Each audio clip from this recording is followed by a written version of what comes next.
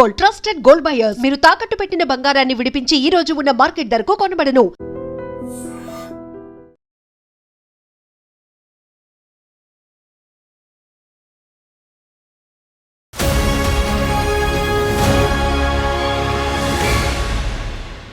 ఎక్కడో మారుమూల ప్రాంతమైన ములుగు జిల్లాలో పుట్టిన కుర్రాడు ఈరోజు హైదరాబాద్లో అందరి ముందు తలెత్తుకున్నాడు.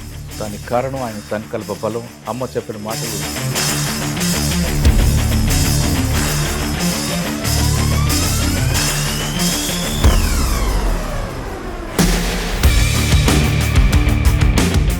వన్ నాట్ 5 ర్యాంక్ తీసుకురావడం వెనక కృషి, దీని వెనక ఉన్న నీకు రోల్ మోడల్ ఎవరున్నారు?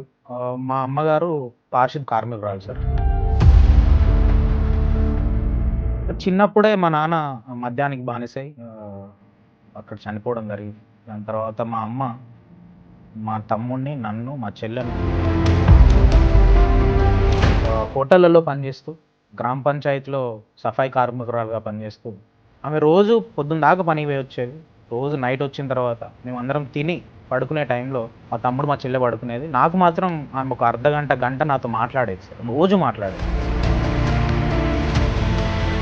ఒకటే మాట అనేది, బిడ్డ, మన గ్రామంలో మా చుట్టుపక్కల అప్పుడప్పుడే నా బ్యాచ్ స్టూడెంట్స్ అందరూ డ్రైవర్లుగా మారుతున్నారు, జీతగాళ్ళుగా మారుతున్నారు, పెళ్ళిళ్ళు కూడా చేసుకుంటున్నారు చిన్న వయసు, అంత చిన్న వయసులో. బిడ్డ, వీళ్ళలాగా నువ్వు కావద్దు.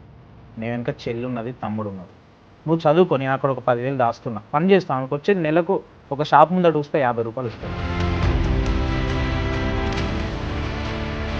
నువ్వు డిగ్రీ వరకు మాత్రం చదువు ఆపొద్దు అని చెప్తాను. మరి ఎలా చనిపోయారండి ఆవిడ? మాది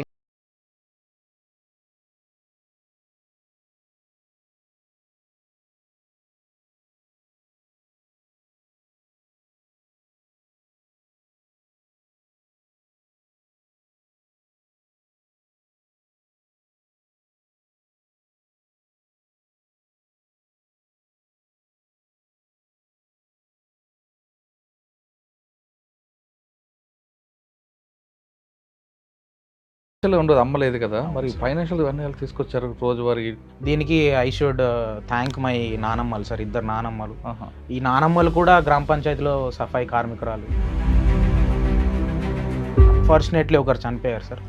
అది కూడా వెరీ వల్నరబుల్ సిచ్యువేషన్లో. అంటే నేను రేపు నాకు యూపీఎస్సీ మెయిన్స్ ఎగ్జామినేషన్, ఈరోజు నైట్ 2 గంటలకు మా నాన్నమ్మ. అయ్యో. ఆ రోజు నైట్ అంతా ఏడుస్తూ మా తమ్ముడు నాకు ఫోన్ చేసి, నేను ఇంటి దగ్గర చూసుకుంటాను, నువ్వు ఐఏఎస్గా, నానమ్మ కళ నువ్వు కలెక్టర్ అవ్వడం. ఒక ఐపీఎస్ అవ్వాలనుకున్న వ్యక్తి డిఎస్పీ అయ్యారు, కానీ పోలీస్ డిపార్ట్మెంట్కి వచ్చారు. మీ గోల్ ఐఏఎస్, కానీ మరి ఇక్కడ మ్యాచ్ అవుద్దా? మ్యాచ్ అవుద్ది సార్. గోల్ ఐఏఎస్ అవ్వడం, డైవర్స్ ఏరియాస్లో సేవ చేయడం ప్రజలకు. న్యాయం కోసం వస్తారు సార్, వాళ్ళ బాధ చెప్పుకోవడం, వాళ్ళ ఏదైనా కష్టం వస్తే గుర్తుకొచ్చేది పోలీస్.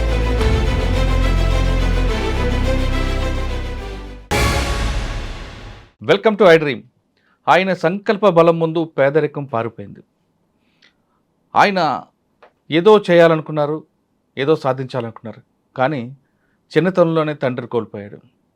కానీ అన్నీ అమ్మాయి ఆ కుర్రాడికి అన్నీ చేసింది.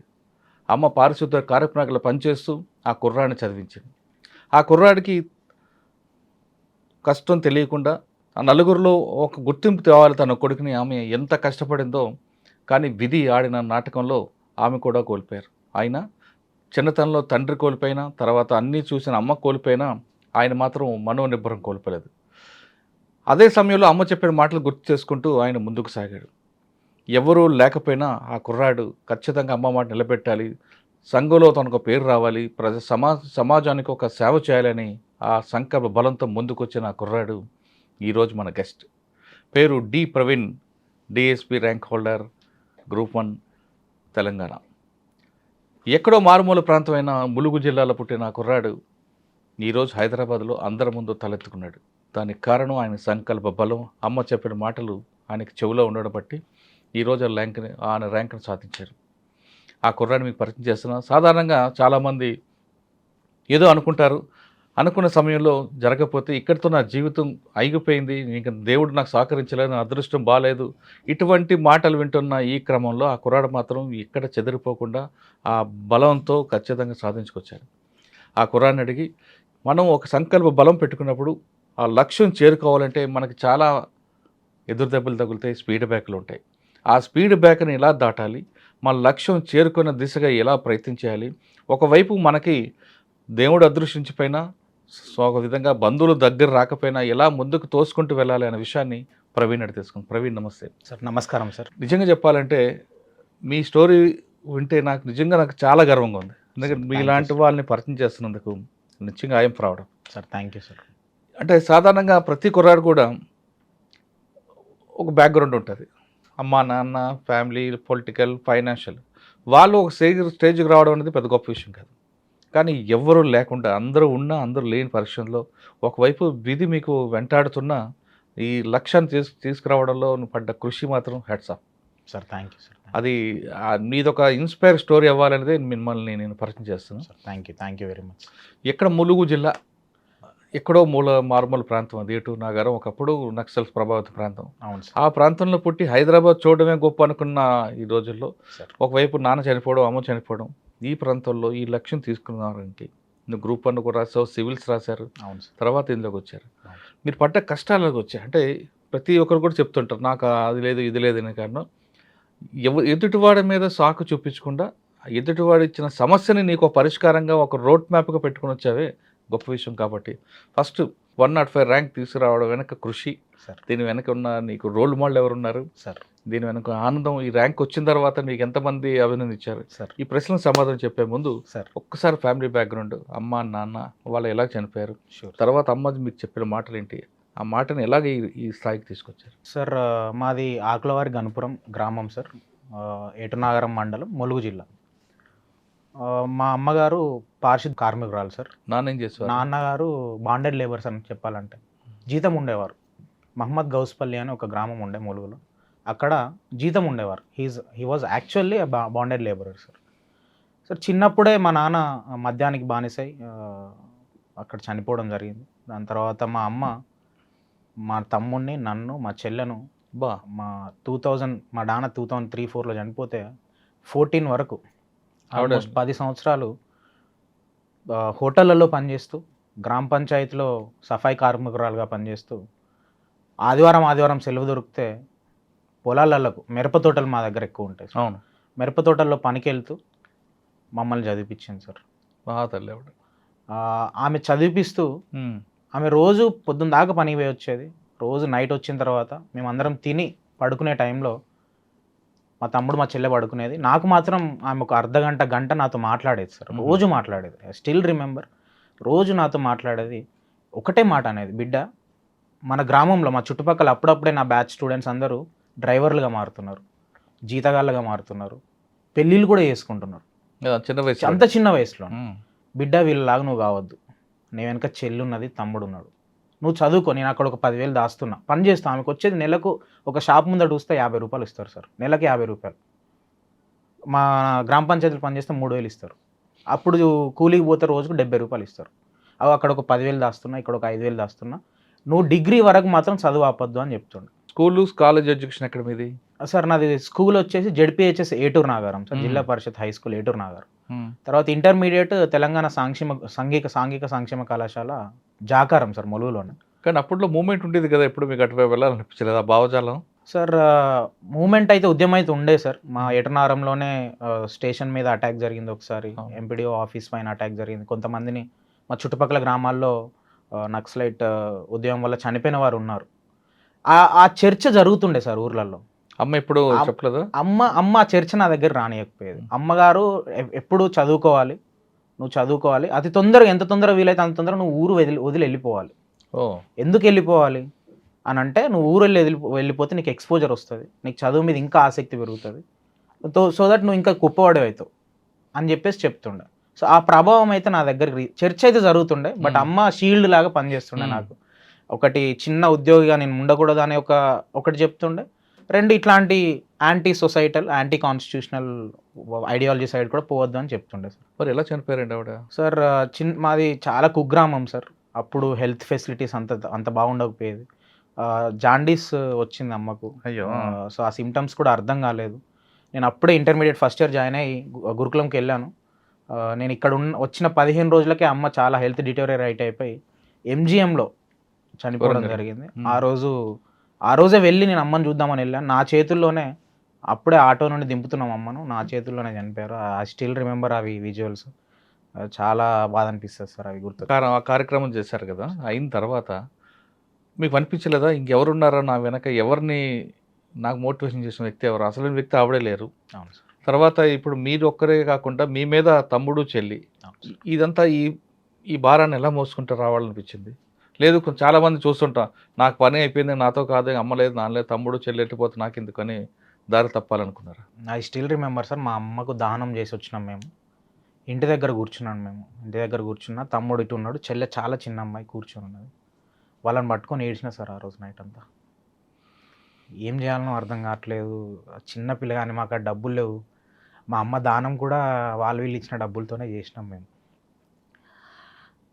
ఆ రోజు పట్టుకొని ఏడ్చిన నేను. ఏడ్చి ఆ రోజు అనుకున్నా, ఇక నేను మనసులో అనుకున్న మాట ఇది, ఈ చెల్లెకి కానీ తమ్ముడికి కానీ నేనే అమ్మాయినా నాన్నైనా నేనే స్ట్రాంగ్ ఉండాలి, నేనే వీళ్ళని నడిపేయాలి, వీళ్ళని వదిలిపెట్టొద్దు అని చెప్పేసి అనుకున్నా సార్. కానీ ఈ పట్టుకోవడంలో ఎన్ని ప్రాబ్లమ్స్ ఫేస్ చేసినా నాకు తెలుసు సార్. మా తమ్ముడు 8వ తరగతిలోనే స్కూల్ డ్రాప్అవుట్ అయిపోయింది సార్. వినలేదు నా మాట. మా అమ్మ చనిపోతే ఒక 30,000 ఒక బాండ్ ఎల్ఐసి నుంచి ఒక 30,000 వస్తే వాడు 30,000 కూడా తీసుకుపోయి వాళ్ళ ఫ్రెండ్స్ తోటి తాగి తినడం, చాలా డీవియంట్గా తయారైపోయాడు సార్. అప్పుడు నేను జాకారంలో ఇంటర్మీడియట్ చేస్తున్నా. వాడు స్కూల్ డ్రాప్అవుట్ అయిపోయాడు. చెల్లె చిన్న అమ్మాయి ఏడుస్తూ ఆమె ఉంటుంది. వీళ్ళిద్దరిని పట్టుకొని మా నానమ్మలు ఉంటుండే సార్. బట్ నేను ఒకటి డిటర్మైన్ అయ్యాను సార్, మా తమ్ముడిని చెల్లెని వదిలిపెట్టే ప్రసక్తే లేదు. వాడిని 10th క్లాస్ వరకు మా సార్లను రిక్వెస్ట్ చేసి వాడిని, సార్ ఎట్లనైనా పుష్ చేయండి అని వాడిని 10th క్లాస్ చదివిపిస్తే బట్ జస్ట్ పాస్ అయ్యాను సార్. తర్వాత ఇంటర్మీడియట్ జాయిన్ చేపిస్తే inter first year fail, inter second year fail. అయినా నేను చెప్పిన, తమ్ముడు ఫెయిల్ అయినా ఇది మన జీవితం ఆగిపోకూడదు, నువ్వు మళ్ళీ ఎగ్జామ్స్ రాసి పాస్గా. తర్వాత తెలంగాణ యూనివర్సిటీలో వాడు ఇంటిగ్రేటెడ్ MBA జాయిన్ అయ్యాడు. వాడు 5 సంవత్సరాలు కష్టపడి సార్, ఒక ఇంటర్ ఫెయిల్ అయిన person first year second year, ఒక స్కూల్ డ్రాప్అవుట్, నేను ఇచ్చిన సపోర్ట్ తోటి వాడుకున్న ఎకో సిస్టమ్ యూజ్ చేసుకొని ఈరోజు ఒక 3 ప్రభుత్వ ఉద్యోగాలు తెచ్చుకున్నాడు సార్. సూపర్. ఒక intermediate first year fail, intermediate second year fail student, Telangana fire కానిస్టేబుల్గా, తెలంగాణ జూనియర్ అసిస్టెంట్గా అండ్ సెంట్రల్ కానిస్టేబుల్గా సెలెక్ట్ అయ్యాడు. వాడి జీవిత ట్రాన్స్ఫర్మేషన్ అనేది ఒక ఎడ్యుకేషన్ వల్ల ఎట్లా వస్తుంది, మనం ఒక పర్సన్ని పట్టుకుంటే హ్యాండ్ హోల్డ్ చేస్తే ఒక మనిషి ఎంత గొప్పగా మారుతాడు అని చెప్పేసి వాని జీవిత గాథ నేను వాన్నే ఇమాజిన్ చేసుకుంటా సార్. నా తమ్ముని నేను చేస్తే నేను సరిపోదు, నా తమ్ముని లాంటి వాళ్ళని ఇంకొంత లక్షల మందిని, వేల మందిని, లక్షల మందిని చేయాలనేది ఆ లోపల అది ఎప్పుడూ రగులుతూ ఉంటుంది సార్. దానికి నిదర్శనం మా తమ్ముడు ప్రకాష్, బెస్ట్ ఎగ్జాంపుల్ లాగా నిలబడతారు సూపర్. కానీ మీకు ఫైనాన్షియల్ ఉండదు, అమ్మలేదు కదా, మరి ఫైనాన్షియల్ అన్ని ఎలా తీసుకొచ్చారు రోజువారీ? దీనికి ఐ షుడ్ థ్యాంక్ మై నానమ్మలు సార్, 2 నానమ్మలు. ఈ నానమ్మలు కూడా గ్రామ పంచాయతీలో సఫాయి కార్మికురాలు, ఇంకో నానమ్మ బస్ స్టాండ్లో స్వీపర్ లాగా పనిచేసేది, బాత్రూమ్లు కడిగేది. Very vulnerable situation. నానమ్మ మా 2 నానమ్మలు సార్ మాకు. మా నాన్నగారికి ఒకరికి పిల్లలు పుట్టకపోయేసరికి మా తాతగారు సార్, మా తాతగారు ఒకరికి పిల్లలు పుట్టకపోయేసరికి మా తాతగారు ఇంకొకరి మ్యారేజ్ చేసుకున్నారు. సో మ్యారేజ్ చేసిన తర్వాత మా సొంత నానమ్మకి 3 పిల్లలు. దాంట్లో మా నాన్నను పిల్లలు లేని నానమ్మ పెంచింది. సో ఈ నానమ్మలు ఇద్దరికి మా మీద అఫెక్షన్ ఎక్కువ ఉంటుంది సార్. 2 ఉన్నారు ఇప్పుడు? అన్ఫార్చునేట్లీ ఒకరు చనిపోయారు సార్. అది కూడా వెరీ వల్నరబుల్ సిచ్యువేషన్లో. అంటే నేను రేపు నాకు UPSC మెయిన్స్ ఎగ్జామినేషన్, ఈరోజు నైట్ 2 గంటలకు మా నాన్నమ్మ. అయ్యో. ఆ రోజు నైట్ అంతా ఏడుస్తూ ఈ ఎగ్జామ్ వదిలిపెట్టిపోయి నేను దాన సంస్కారాలు చేయాలని చెప్పేసి ఇట్లా నేను రెడీ అయినా సార్. మా తమ్ముడు నాకు ఫోన్ చేసి, నేను ఇంటి దగ్గర చూసుకుంటా, నువ్వు IASగా, నానమ్మ కళ నువ్వు కలెక్టర్ అవ్వడం, నానమ్మ ఆత్మకు శాంతి నువ్వు కలెక్టర్ అయిన రోజు అవుతుంది, నేను ఇంటికాడ దానాలన్నీ చూసుకుంటా, నువ్వు హైదరాబాద్లోనే ఉన్నా అని చెప్పేసి వాడు నాకు మోటివేట్ చేసి వాడి ఇంటి దగ్గర అన్నీ చూసుకున్నాడు సార్. బంధువులు ఎవరు రాలేదా మీకు? బంధువులు ఉన్నారు సార్, డెఫినెట్లీ రాలేదు చాలామంది. కానీ వాళ్ళ సామాజిక పరిస్థితులు కూడా అంతే పూర్ సార్. వాళ్ళ ఇంట్లో వాళ్ళని పెట్టుకోవడం, వాళ్ళ పిల్లలకు పెట్టుకోవడం కూడా చాలా కష్టమైన బంధువులే అందరూ. ఎవరు రిచ్ బంధువులు లేరు మనకు. బంధువులు అంటే వాళ్ళకి ఆర్థికంగా ఆదుకోపోయినా కొంచెం మోరల్ సపోర్ట్ చేసే వాళ్ళు ఎవరు ఉన్నారా? మోరల్ సపోర్ట్ ఒక్క ఫ్యామిలీ చేసేది సార్, మా పెద్దమ్మ వాళ్ళు, మా అన్నయ్య వాళ్ళు చేసేవారు. మిగతా వాళ్ళందరూ జస్ట్ పైన ఉండేవాళ్ళు. ఓకే. ఇంటర్మీడియట్ అయిపోయింది, డిగ్రీ, బీటెక్ వచ్చారు. అప్పుడు బీటెక్ ఉస్మానియా యూనివర్సిటీకి వచ్చాను సార్. ఉస్మానియా యూనివర్సిటీలో ఫుడ్ టెక్నాలజీ వచ్చాను సార్. ఇక్కడ రావడానికి కారణం కూడా నా టీచర్లు. మాకు సోషల్ వెల్ఫేర్లో మా సార్ రమేష్ బాబు సార్ అని ఉండే. ఆ సార్ గైడ్ చేశారు. ఉస్మానియా యూనివర్సిటీలో బీటెక్ ఫుడ్ టెక్నాలజీ జాయిన్ అయ్యాను. బీటెక్ ఫుడ్ టెక్నాలజీ జాయిన్ అయిన తర్వాత నా లైఫ్లో turning point sir. So Osmania university exposure, దాని తర్వాత పెద్దగా ఆలోచించాలి మనం. ఇంకా పెద్ద అవకాశాలు ఉంటాయి మనకు. ఏ అవకాశానికైనా ఆర్థిక సమస్యలున్నా, సామాజిక సమస్యలున్నా అవి అడ్డు కావు. ప్రభుత్వ సంస్థలు ఉన్నాయి మనకు, అవన్నీ మనల్ని కాపాడుతాయని చెప్పేసి తెలిసింది సార్. సో నేను బీటెక్ థర్డ్ ఇయర్ నుండి యూపీఎస్సీ చదవడం మొదలుపెట్టాను. అలా జర్నీ 2017 జూలై 1 రోజు స్టార్ట్ అయింది. జిఎస్టీ అదే రోజు ఇంప్లిమెంట్ అవుతుంది, స్టార్ట్ అవుతుంది. నేను అదే రోజు యూపీఎస్సీకి స్టార్ట్ చేస్తా అని చెప్పేసి బుక్ స్టార్ట్ చేయడం జరిగింది. ఏం తీసుకున్నారు ఆప్షన్ అందులో? సార్ నేను సోషాలజీ తీసుకోవడం జరిగింది సార్. దాని తర్వాత బీటెక్ తర్వాత నేను ఇగ్నోలో మాస్టర్స్ ఇన్ సోషాలజీ చేశాను. ఇప్పుడు centre for economic and social studies బేగంపేటలో సెస్లో నేను పిహెచ్డి ఫస్ట్ ఇయర్ అయిపోయింది సార్. సివిల్స్ ఎన్నిసార్లు ప్రిపేర్ అయ్యారు సార్? నేను ఇప్పటికి 6 అటెంప్ట్లు ఇచ్చాను సార్. 6 అటెంప్ట్లు మెయిన్స్ వరకు వచ్చారా, ఇంటర్వ్యూ వరకు వచ్చారా? 4 సార్లు మెయిన్స్ రాశాను సార్. 2 సార్లు ఇంటర్వ్యూ ఇచ్చాను సార్. ఇప్పుడు ఈ ఇయర్ కూడా మొన్న నేను మెయిన్స్ రాయడం జరిగింది ఆగస్ట్లో. Waiting for my mains results sir ఇప్పుడు కూడా. సరే, సెకండ్ టైం ఇంటర్వ్యూకి వెళ్ళారు మీరు? అవును సార్. ఫస్ట్ ఇంటర్వ్యూ అనేది ఫెయిల్ అయి ఉంటుంది అనుకుంటే, సెకండ్ ఇంటర్వ్యూలో వెళ్ళినప్పుడు అప్పటికే ఆల్రెడీ వెళ్ళారు, ఇప్పుడు 4 సార్లు రాశారు కదా. ఒకవైపు ఏమో ఫైనాన్షియల్ ప్రాబ్లమ్స్ ఉంటాయి, తొందరగా సెటిల్ అవ్వాలి. ఆల్రెడీ తమ్ముడు సెటిల్ అయిపోయాడు, ఇంకో బర్డెన్ ఎవరంటే పాప చూడాలి. ఎందుకురా మనకి అవసరం లేదు ఆగిపోనే వాళ్ళు కూడా ఉంటారు. లేదు మనం వెళ్ళి సాధించాలి అని మీ తమ్ముడు లాంటి వాళ్ళు చెప్పినప్పుడు వెళ్ళాలనిపిస్తుంది. ఈ క్రమంలో సెకండ్ ఇంటర్వ్యూకి వెళ్ళినప్పుడు మీరు ఎలా ఫేస్ చేస్తారు? ఆ టెన్షన్ ఎలా ఉంది సార్? సెకండ్ ఇంటర్వ్యూ టైంలో I was well prepared sir. First ఇంటర్వ్యూలో నాకు చాలా దెబ్బ తాకింది. ఫస్ట్ ఇంటర్వ్యూలో నాకు 170 మార్క్స్ వచ్చినా నేను ఐపీఎస్ అవ్వాల్సిన వాడిని, కానీ నాకు 135 మార్క్స్ వచ్చినా ఆ ఇయర్ ర్యాంక్ రాలేదు. సెకండ్ టైము నేను ఐ వాజ్ వెల్ ప్రిపేర్డ్, చాలా బాగా ప్రిపేర్ అయ్యి వెళ్ళాను. నాకు సుమన్ శర్మ మేడం బోర్డు వచ్చింది. మేడం కూడా చాలా మంచి క్వశ్చన్స్ అడిగారు. నేను కూడా నా వంతుగా ఏమడిగారు మేడం? ఒక బ్యూటిఫుల్ క్వశ్చన్ అడిగారు sir. Leaders born or made Praveen అని అడిగారు. మీరేం చెప్పారు? నేను కొద్దిసేపు ఆలోచించి I was about to tell that ఇద్దరు ఉంటారు మేడం, బోర్న్ అండ్ మేడ్ అని. బట్ మేడం చెప్పేలోగానే మేడం ఇలా స్పెక్స్ తీసి it's just a conversation Praveen, you can tell your opinion అన్నారు. దెన్ నేను నా ఆన్సర్ మార్చాల్సి వచ్చింది. Madam leaders are made madam, because పుట్టగానే ఎవరు లీడర్స్ అవ్వరు. With experience, with exposure, with interactions వాళ్ళు లీడర్ లాగా ఎదుగుతారు. గాంధీ గారు కావచ్చు, అంబేద్కర్ గారు కావచ్చు, పుట్టగానే లీడర్స్ కాదు వాళ్ళు. ఆ క్రమంలో they learned leadership skills. So I believe that leaders are madam. Madam little convince అయ్యారు మేడం. సో ఆ ఇయర్ నాకు చాలా మంచి మార్క్స్ వచ్చాయి. ఓకే, సాధారణంగా ఇంటర్వ్యూలో ఒక క్వశ్చన్ అడిగినప్పుడు తెలిసి చెప్పాలి, తెలియకపోతే తెలియని చెప్పాలి. మనం కొంచెం యాక్టివిటీ చేస్తే చేయొచ్చు అంటారా, చేయకూడదు అంటారా? చేయకూడదు సార్. తెలియకపోతే యూ షుడ్ క్లియర్లీ సార్ నాకు I'm not aware of it sir, నేను అది చదువుతాను sir, I read about it sir అని చెప్పాలి. ఎందుకంటే బ్లఫ్ చేయొద్దు సార్. 5 మెంబర్స్ ఉంటారు సార్, 35 years ఆఫ్ ఎక్స్పీరియన్స్ ఉంటుంది. అంటే క్యూములేటివ్ ఒక 170 years ఆఫ్ ఎక్స్పీరియన్స్. ఎంత ఈజీగా దొరికిపోతాం సార్. మీరు ఎంతో మంది చూసి ఉంటారు మీ లైఫ్లో. మీ ముందట మేము అబద్ధం ఆడితే ఈజీగా పట్టేస్తారు మమ్మల్ని. సో ఎంత టైం అయిందండి మీకు ఇంటర్వ్యూ ఇచ్చారు? 30 minutes జరిగింది సార్. 30 minutes జరిగింది. లాట్ ఆఫ్ ఇష్యూస్ మీద డిస్కస్ చేశారు. నేను నా hobby folk songs sir, folk songs పాడతాను నేను. సార్ ఫోక్ సాంగ్స్ని నువ్వు అడ్మినిస్ట్రేషన్ ఎట్లా యూజ్ చేస్తావు అని అడిగారు. I clearly told sir, naxalism spread కావడానికి మా రీజన్లో పాటలు ఒక మేజర్ రోల్. ఇదే పాటల్ని నేను కౌంటర్ ఐడియాలజీ కూడా వాడతా సార్ అని చెప్పి, అదే పాటలు యూజ్ చేసుకుంటూ భారత రాజ్యాంగ విలువలను, భారత ప్రభుత్వ విలువలను, సామాజిక మనకు హెల్ప్ అయ్యే విలువలను నేను అవి వాటి ద్వారానే స్ప్రెడ్ చేస్తా సార్ అని చెప్పాను. సార్ గాట్ ఇంప్రెస్డ్ దాంతో. కానీ ఇంటర్వ్యూకి వెళ్ళక ముందు సార్ అదొక టెన్షన్ ఉంటుంది వాతావరణం. అవును సార్. ఎందుకంటే అప్పటికే మీరు జర్నీ చేసి ఉన్నారు, ఈ ఇంటర్వ్యూలో ఏమవుతుంది అనేది. ఇంటర్వ్యూ ఫేస్ చేసిన తర్వాత ఇంకొక రిలాక్స్ వస్తుంది. మనకు అనుకుంటాం ఖచ్చితంగా వస్తుందని, కానీ మీ రిజల్ట్ వేరేగా వచ్చి ఉంటుంది. అప్పుడు ఏమనిపించింది సార్? కంప్లీట్గా వాయిడ్ అయిపోతుంది సార్ ప్రపంచం రిజల్ట్ చూడంగానే. ఎందుకంటే ఇయర్స్ ఆఫ్ ప్రిపరేషన్, ఫైనల్ పీడిఎఫ్లో మన పేరు ఉంటుంది అనుకుంటాం, చూస్తే పేరు ఉండదు. చాలా ప్రపంచం బ్లాక్అవుట్ అయిపోయింది అన్న ఫీలింగ్ వస్తుంది. కానీ నా జీవితంలో అంతకంటే పెద్ద దెబ్బలు తాకినాయి. దాని ముందు ఇది చాలా చిన్నది. ఇది అంతకంటే పెద్ద దెబ్బలు నాకు దీన్ని ఎదుర్కొనే సామర్థ్యం ఇచ్చింది.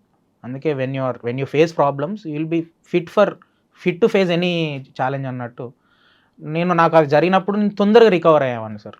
నాకు చిన్ననాటే అమ్మ చనిపోవడం, నాన్న చనిపోవడం, ఎగ్జామ్స్ రోజు మా నాన్నమ్మ చనిపోవడం, లేకపోతే ఇంటర్వ్యూలో తక్కువ మార్కులు వచ్చి ర్యాంక్ రాకపోవడము, ఇట్లాంటి ఇష్యూస్ అన్నీ నన్ను ఒక స్ట్రాంగ్ పర్సన్ మీ చేసి గుండెని ధైర్యం పెంచాయి. ధైర్యం పెంచాయి సార్ నన్ను. అవును. అంటే గుండె నిబ్బరం పెరిగింది మీకు. అవును చెప్పొచ్చు సార్ అనేది, అది అయితే చెప్పొచ్చు సార్. సో దాన్ని నేను ఈజీగా కాకపోయినా కొంచెం తక్కువ టైంలోనే రికవర్ అయ్యేవాడిని రిజల్ట్ నెగిటివ్ వచ్చిన. ఓకే, కానీ గ్రూప్ 1 రాయాలి ఎందుకు అనుకున్నారు మరి మీరు? సార్ గ్రూప్ 1 మనకు యూపీఎస్ ఐఏఎస్ ఐపీఎస్ స్థాయిలో స్టేట్లో సర్వ్ చేయడానికి మనకు ఆపర్చునిటీ ఇస్తుంది సార్. ఒక ఐఏఎస్ ఐపీఎస్గా భారతదేశంలో ఎక్కడైనా మనకు క్యాడర్ రావచ్చు, అక్కడికి పోయి పని చేయొచ్చు, మనలాంటి పేదవాళ్ళని ఎంతోమందికి హెల్ప్ చేయొచ్చు. గ్రూప్ 1 అంతే లెవెల్లో రాష్ట్ర ప్రజలకు సేవ చేసే ఒక ఆపర్చునిటీ ఇస్తుంది సార్. డిప్యూటీ కలెక్టర్ కావచ్చు, డిఎస్పీ నుండి ఎంపీడీఓ వరకు ఏదైనా. So I thought that group 1 అనేది చాలా మంచి సర్వీసు. యూపీఎస్సీ ప్రిపేర్ అయినా కాబట్టి నేను ఒక 70% సిలబస్ అక్కడ మ్యాచ్ అవుద్ది సార్. ఒక 30% నేను తెలంగాణ సబ్జెక్టులు చదవాలి. సో నేను ఒక 3 నెలలు తెలంగాణ సబ్జెక్ట్స్ చూసుకున్నా. 5-6 సంవత్సరాల నుండి ఆల్రెడీ నేను యూపీఎస్సీ చదువుతున్నా. సో ఈ సబ్జెక్ట్స్ చూసుకోవడం వల్ల నాకు కొంచెం సామర్థ్యం పెరిగింది. సో నేను మెయిన్స్ రాయడం జరిగింది. 105 ర్యాంక్ వచ్చింది. ఆ ర్యాంక్ని బేస్ చేసుకొని నాకు ఇప్పుడు డిఎస్పీగా అపాయింట్మెంట్ ఆర్డర్ కూడా తీసుకున్నాను. డిఎస్పీ గారు ఒక ఐపీఎస్ అవ్వాలనుకున్న వ్యక్తి డిఎస్పీ అయ్యారు. దీని తర్వాత కూడా అవ్వచ్చు, అవకాశం ఉంది. కానీ పోలీస్ డిపార్ట్మెంట్కి వచ్చారు.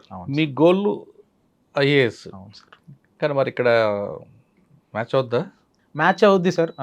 గోల్ ఐఏఎస్ అవ్వడం, డైవర్స్ ఏరియాస్లో సేవ చేయడం ప్రజలకు. మన ఇప్పుడు నాకు వచ్చిన department police department very specialized department. కానీ సార్ ఇక్కడ డిపార్ట్మెంట్లో నేను అబ్జర్వ్ చేసింది, పోలీస్ స్టేషన్కి వచ్చేది 95% పేద వర్గాల నుండి వస్తారు సార్. న్యాయం కోసం వస్తారు సార్. వాళ్ళ బాధ చెప్పుకోవడానికి వస్తారు. వాళ్ళ ఏదైనా కష్టం వస్తే గుర్తుకొచ్చేది పోలీసు. సో ఈ 95% 98% ఈ పేద వర్గాల నుండి పేద ప్రజలు వస్తారు కాబట్టి definitely I will be more happy.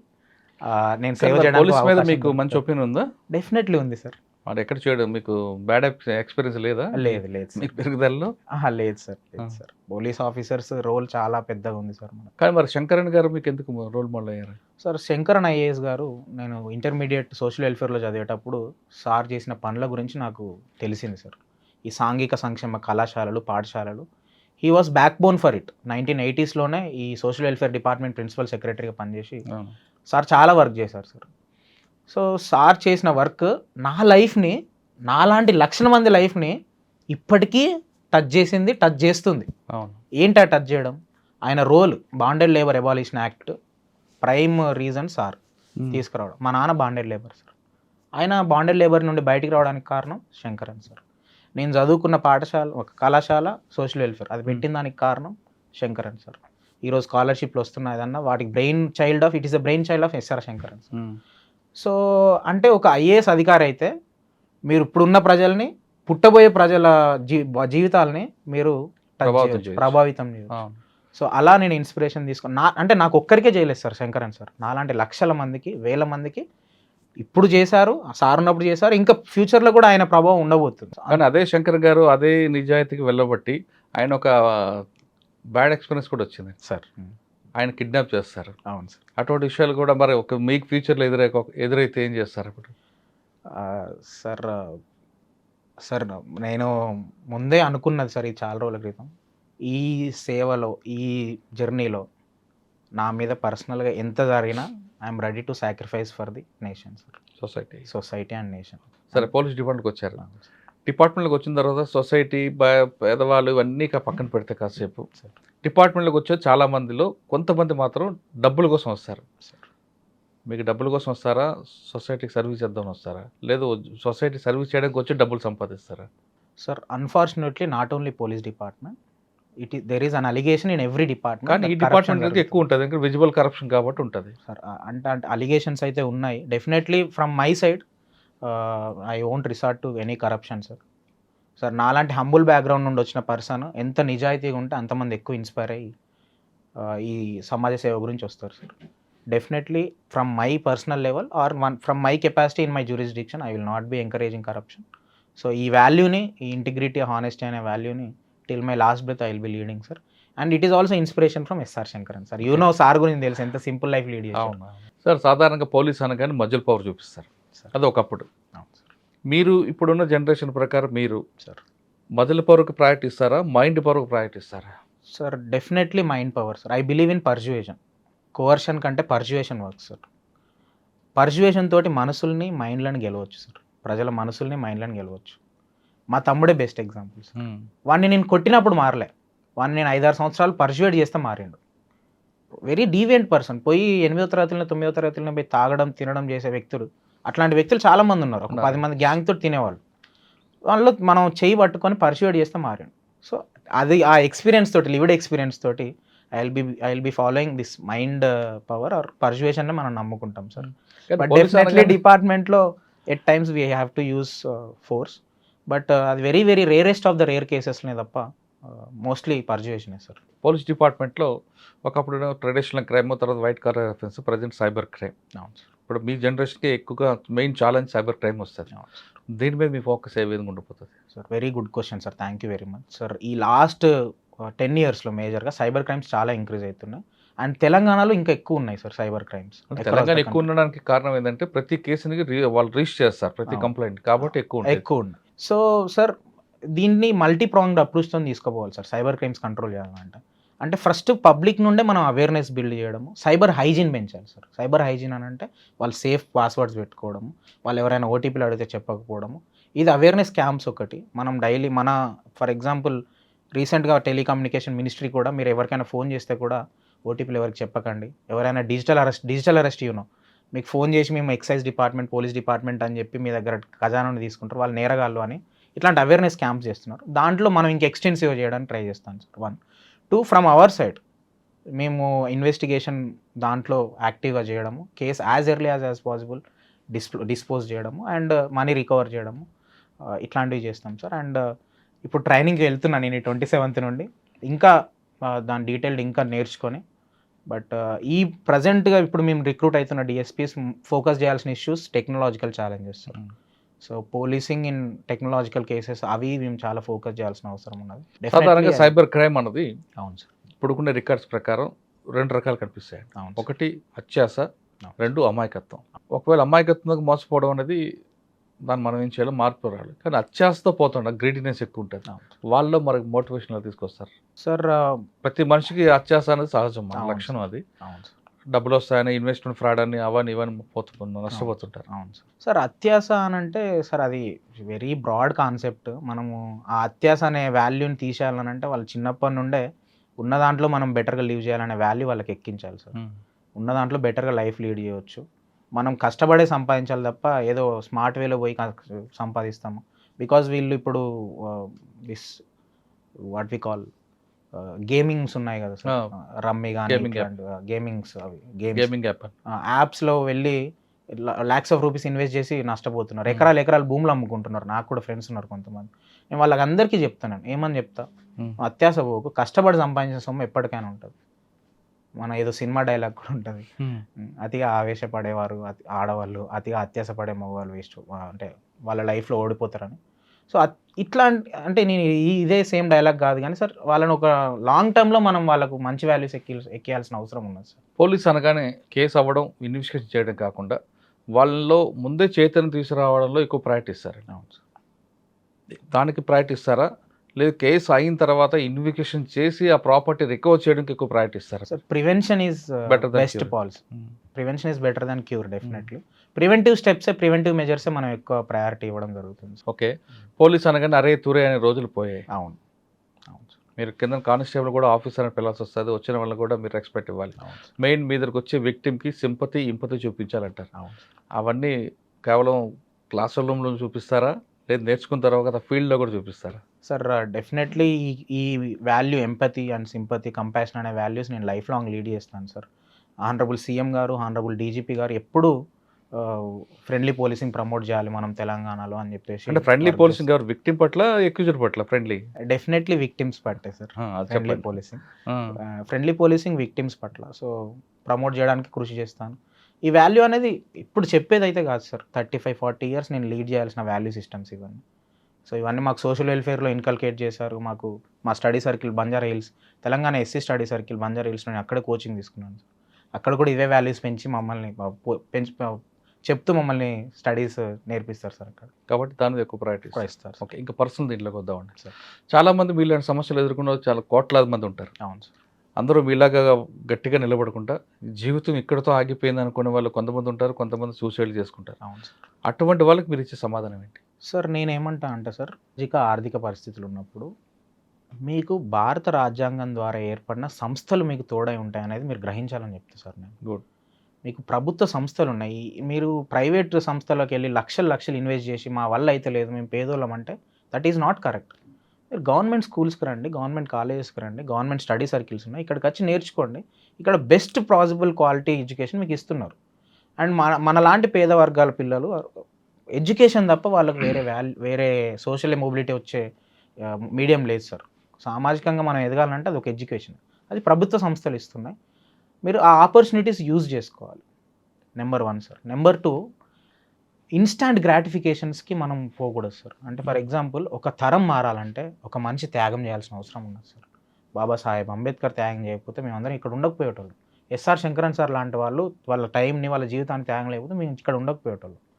మేము ఇక్కడ ఉన్న కారణము ఇట్లాంటి వాళ్ళ త్యాగాలు. అలా ఒక జనరేషన్ మారాలంటే ఒక ఫ్యామిలీలో, ఒక కమ్యూనిటీలో ఒక పర్సన్ చిన్న చిన్న వాటిని వదిలిపెట్టాల్సిన అవసరం ఉన్నది. చిన్న చిన్నవి అనంటే తొందరగా పెళ్లి చేసుకోవడాలు, మద్యానికి అలవాటు పడాలి, ఫోన్ ఎక్కువ వాడాలి, ఇన్స్టాంట్ గ్రాటిఫికేషన్ థింగ్స్ అన్నీ వదిలిపెట్టి కష్టపడితే మన జీవితం మారుతుంది. మనలాంటి వేల మంది లక్షల మంది జీవితాలు మార్చేలాగా మనం పనిచేయవచ్చు. గుడ్.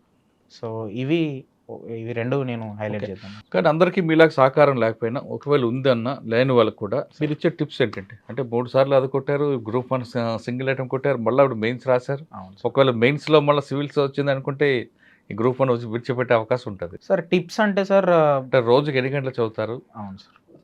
సాధారణంగా చదువు మీద కూర్చునే వాళ్ళు కొంతమంది ఉంటారు, మరి కొంతమంది ఎంజాయ్ చేస్తూ చదువుని ఎంజాయ్ చేస్తూ కష్టపడే వాళ్ళకి కనిపిస్తుంటారు.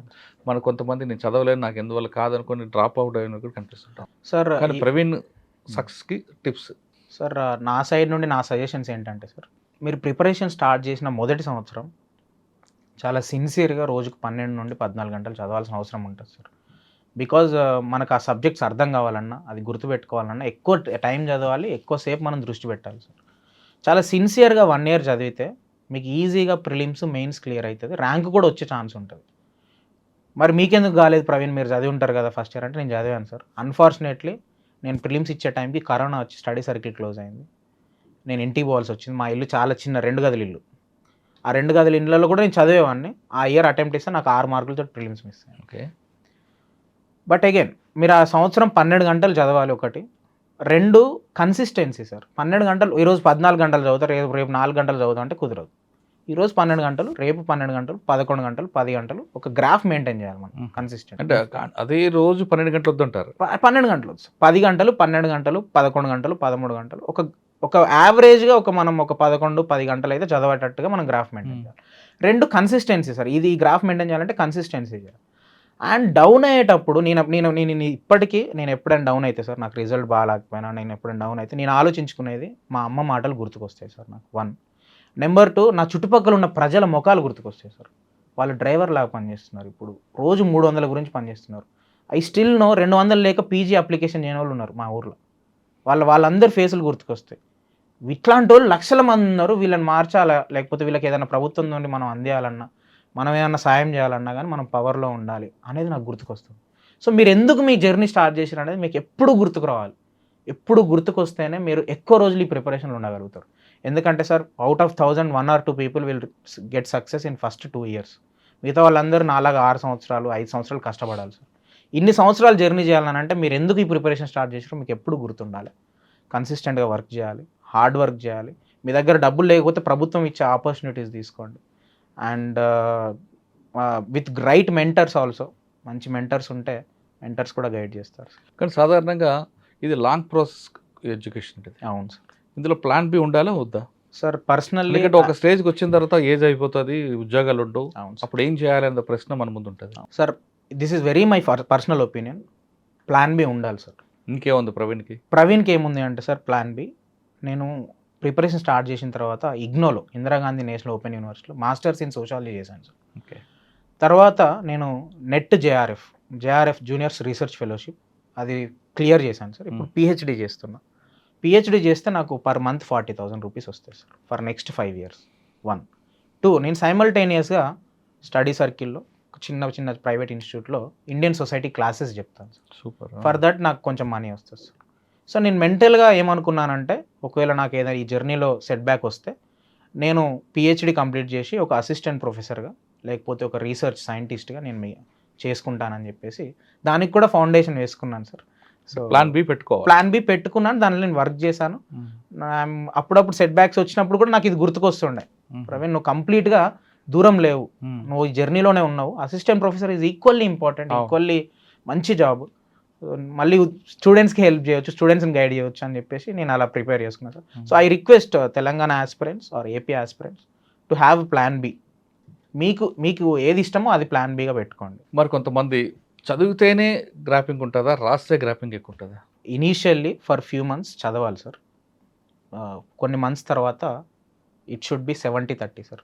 ఒక 7 hours చదివితే 3 hours రాయడం, రాసిన దాన్ని అనలైజ్ చేయడం, ఇంకా ఎలా బెటర్గా రాయొచ్చు అనేదాన్ని మనం చేయాలి సార్. సో ఈ 70-30 రూల్ కొన్ని నెలల ప్రిపరేషన్ తర్వాత స్టార్ట్ చేయాలి సార్. అది యూపీఎస్సీ ఐఏఎస్ ఐపీఎస్ కావడానికి కానీ, గ్రూప్ 1 డిప్యూటీ కలెక్టర్ డిఎస్పీ కావడానికైనా. సో ఆ 70-30 రూల్ పెట్టుకుంటే success will come sir. Okay, మరి ఫైనల్గా సార్ చాలా ఒత్తిడి ఉంటుంది, ఒకవైపు చదువు, ఒకవైపు కుటుంబం, ఇవన్నీ కనిపిస్తాయి. ఈ ఒత్తిడి నుంచి మనం బయటపడాలంటే ఏం చేయాలండి? అంటే సినిమాలకు వెళ్ళాలా, వంటలు చేయాలా, లేదా పాటలు వినాలా సార్? ఇవన్నీ వెళ్తే అసలు విషయం ఆ గోల్ రీచ్ అవ్వకుండా ఉంటుంది సార్. ఒత్తిడి నుండి బయటపడాలంటే నేను చేసేది ఎక్కువ పని చేస్తాను సార్. అంటే ఎక్కువసేపు చదువుతాను నేను. చదువుతూ నా చుట్టుపక్కల ఉన్న వాళ్ళని నేను చదివిన వాళ్ళకి ఎక్స్ప్లెయిన్ చేస్తాను. 1, 2 నేను కొన్ని రోజులు యోగా క్లాసెస్కి పోవడం జరిగింది. మెడిటేషన్ కూడా అప్పుడప్పుడు చేస్తాను సార్, రెగ్యులర్గా చేయను. బట్ మై ఫ్రెండ్స్ నాతో ప్రిపేర్ అయిన వాళ్ళు, those have become IRS, IPS, Indian civil account service, Vipassana మెడిటేషన్కి వెళ్ళారు సార్. విపాసన మెడిటేషన్ ఒక 10 days కంటిన్యూస్గా వితౌట్ మొబైల్ ఫోన్స్ నాగార్జున సాగర్లో కానీ లేకపోతే ఇక్కడ గుర్రంగూడ దగ్గర ఉంటుంది సార్. ఒక 10 రోజులు వెళ్ళొచ్చిన తర్వాత వాళ్ళు ముందున్న వ్యక్తులు వేరు, అక్కడికి వెళ్ళొచ్చిన తర్వాత వ్యక్తులు వేరు. సో ఈ మెడిటేషన్ విలువ, యోగా విలువ, లేకపోతే అప్పుడప్పుడు మనం కేబీఆర్ పార్క్ పక్కనే ఉంటుంది మా స్టడీ సార్, కొద్దిసేపు వాకింగ్ చేయడము వితౌట్ మొబైల్ ఫోన్స్. మళ్ళీ అందరు పాటలు పెట్టుకొని పోతారు కాదు, ప్రశాంతంగా వెళ్ళి మనం ఆ నేచర్తో కలిసిపోవడము, లేకపోతే సమ్ ఇన్ఫైనైట్ మనకు కనబడని ఇన్విజిబుల్ థింగ్స్ తోటి మనం కనెక్ట్ అవ్వడము, కాస్మోస్ తోటి కనెక్ట్ అవ్వడం, ఇట్లాంటివి చేస్తే స్ట్రెస్ తగ్గుతుంది సార్. సో మరి కొంతమంది వంటలు చేస్తుంటారు. యా సార్, అది పర్సనల్ లెవెల్లో ఉంటుంది sir. I have my friends. Srikanth అని ఒక అబ్బాయి మేము కలిసి ఇంటర్వ్యూ ఇచ్చాం. తను వంటలు చేస్తాడు, అవి వంటలు చేసి మా మీద ప్రయోగాలు చేస్తూ ఉంటాడు. నిన్న కూడా ఒక చిన్న బిర్యానీ ట్రై చేసి మాకు నిన్న బిర్యానీ వండి పాడు చేశాడు. చేయలేదు, బాగా చేస్తారు సార్.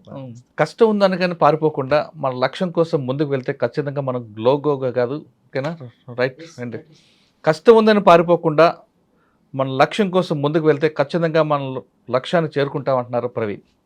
చిన్నప్పుడే నాన్న అమ్మ కోల్పోయినా ఆయన అమ్మ మాటలు ఎక్కడ కూడా దారి తప్పకుండా, అమ్మ మాటలు పెడచెవులను పెట్టకుండా తమ్ముడిని చెల్లెల్ని చూసుకుంటూ ఆయన లక్ష్యాన్ని చేరుకున్నాడు. ఇది ఇన్స్పైర్ స్టోరీ. అంటే ప్రతి కుర్రాడు కూడా నేర్చుకోవాల్సిన కథ ఇది, తెలుసుకోవాల్సిన కథలు, తెలుసుకోవాల్సిన వినాల్సిన మాటలు. నాకు ప్రభుత్వం ఏం చేయలేదు, నా జీవితమే ఇంత, నాకు అదృష్టం లేదు, నేను ఇక్కడే పుట్టాను, ఇలాంటి ఇంట్లో పుట్టకుండా ఇంకా డబ్బు ఇంట్లో పుట్టుంటే ఎంత బాగుండేదో అని భావిస్తున్న ఈ కుర్రాళ్ళందరూ కూడా ప్రవీణ్ స్టోరీ వినండి. ఖచ్చితంగా ప్రతి కష్టం వెనక సుఖం ఉంటుంది, ఎక్కడ మంచి చెడు జరిగిందో దాని వెనక మంచి జరుగుతుంది అనేది పెద్దలు చెప్తుంటారు. అది ఖచ్చితంగా ఈరోజు ప్రవీణ్ అమ్మ మాటలు విని డిఎస్పీ అయ్యారు. ఇంకా త్వరలోనే ఆయన సివిల్ సాధించానా మనం ఆశ్చర్యపోక్కలేదు, సివిల్ సాధించాలని కోరుకుందాం. ఇది ప్రవీణ్తో ఎక్స్క్లూజివ్ ఇంటర్వ్యూ. వచ్చే వారం మరొక ఇష్టం మళ్ళీ కలుద్దాం. అంతవరకు నమస్తే. Thank you very much. All the best. And for more videos, Please subscribe to iDream. Please subscribe to iDream. Please subscribe iDream. And please subscribe to iDream. For more videos, subscribe to iDream. please like, share and subscribe to the channel. Congratulations, iDream. Subscribe to iDream. Subscribe to iDream. So subscribe to iDream Media. iDream ki iDream team andarki huge congratulations. Please subscribe iDream Media. Please subscribe to iDream. Subscribe iDream. Please subscribe to iDream. iDream అంటే నా కళల channel subscribe చేసుకున్న నోరు తిరుగుతలేదు, మీరైతే గంట గుర్తు కొట్టండి. For more such videos, please subscribe to iDream. Subscribe to iDream. Please subscribe to iDream. Please subscribe iDream Media. Please do subscribe to iDream. Please subscribe to iDream Media. For best entertainment and information, please subscribe iDream. And don't forget to subscribe to iDream.